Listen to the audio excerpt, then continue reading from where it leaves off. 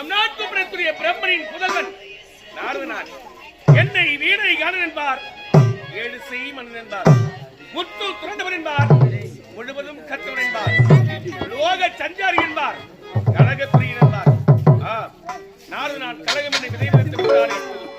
அது முளையாகி செடியாகி மரமாகி பூவாகி பிஞ்சாகி காயாகி கனியாக வரை என் சொல்லும் செயலும் அல்லும் பகலும் தொடர்ந்து கொண்டே ஓய்வின்றி ஓச்சின்றி நாளுக்கு ஒரு கலகம் செய்யப்பட்டால் நாரதன் என்னுடைய நெஞ்சு நிம்மதியாதி இன்று என் கலக பசிக்கு கிடைக்க வேண்டுமே இறை அதுதானே முறை இலகியலில் கலக படிக்க வர கரை இவருடைய பேருக்கு பெற குறை அதை ஆளுகிறது ஜபதேவ நியமன செல்லம் எடுத்துக் கொண்டு உலகத்தின்றி ஓட்டுநர் தரிசனத்தை பெற்றேன்.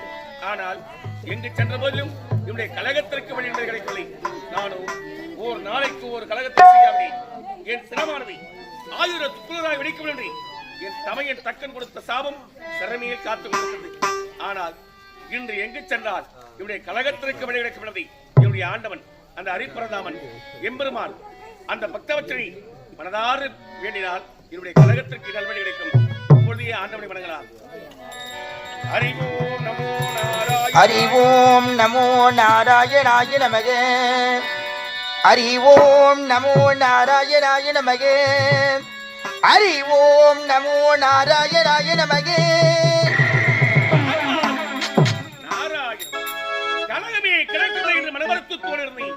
ஆனால் சரியான கழகத்திற்கு ஆண்டவா என்னே மகிமை என்னே மகிமை இவனுடைய கழகத்திற்கு விளைவிக்கும் என்றால் இப்பொழுது பூலோகத்தில் மதிவதனாபுரி நாடு ராஜேந்திர மன்னனை சந்தித்தால் இவனுடைய கழகத்திற்கு சரியான வழி கிடைக்கும். இப்பொழுதே செல்கிறேன். ராஜேந்திர மன்னனை சந்திக்கிறேன். என் கழகத்தை அதிகரித்து துவக்குகிறேன். நமோ நாராயண நான் பாடவா தமிழ் காவி